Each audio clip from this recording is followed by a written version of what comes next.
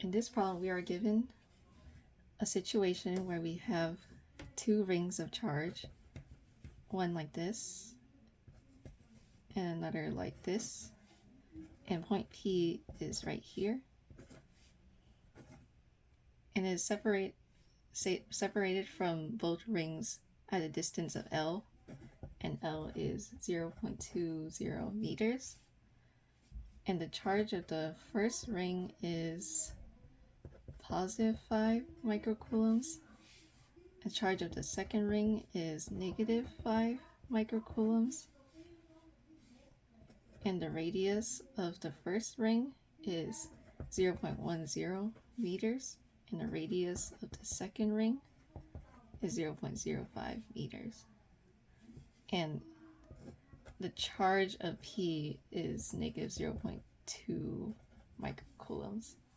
So the first part of this problem is to find the approximate direction of the E field vector. Okay, so let's draw point P and the contribution of the E field vectors from both rings. So from this left ring, because it's a positive charge, it would go away from the positive charge toward the positively charged ring towards P, like this. And I would call this like E ring 1 or something. And from the bottom ring, it would point towards the bottom ring because it's negative, and this would be ER2. Now let's do vector addition. So it would be like this and like that. That would be our EP. So it would be down right. That is the approximate direction. Alright, now let's move on to finding the magnitude of EP at P. So to find the magnitude, we would first need to use this equation for when we're dealing with rings of charge.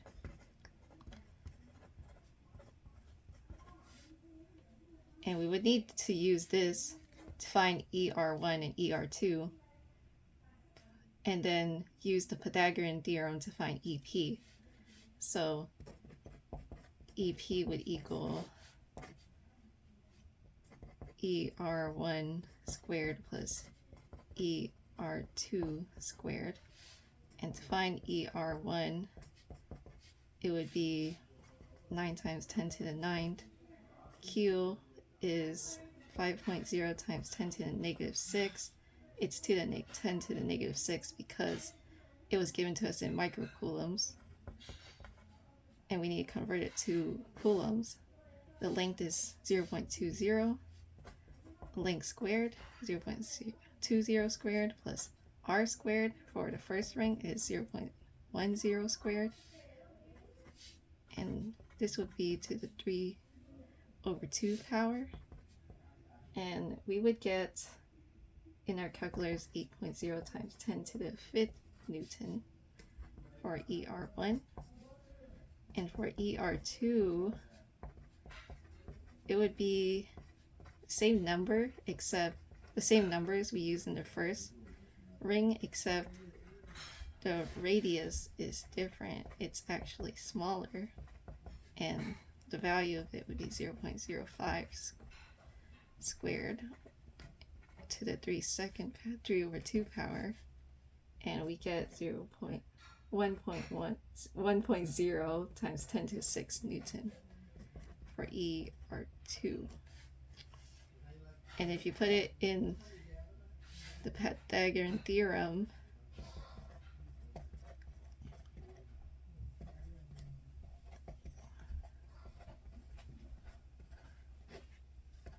you would get 1.3 times 10 to the 6 newtons, which equals the magnitude of EP. Okay, now to find the direction of EP, we would use the tangent. So this was ER2 and this was ER1, vector addition ER2,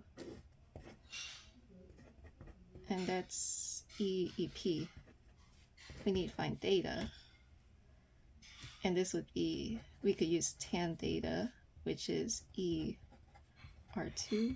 opposite over adjacent ER1. And tan theta, we could rewrite that as theta equals inverse tangent of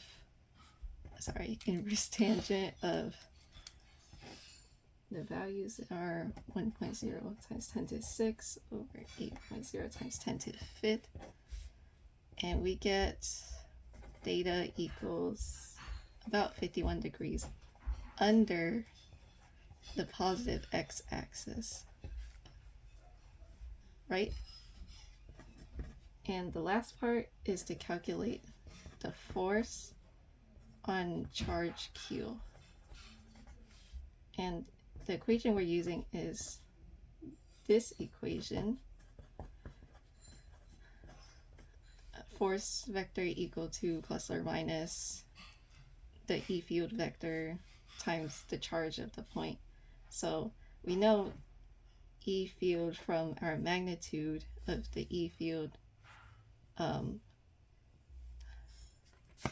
from B, which is 1.3 times 10 to the 6, and our Q is 0.2 times 10 to the negative 6. But what about this plus minus? Well, it would be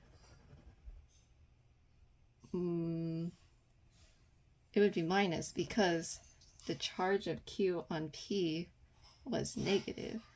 So we choose minus. And what we get is minus 0.26 newtons.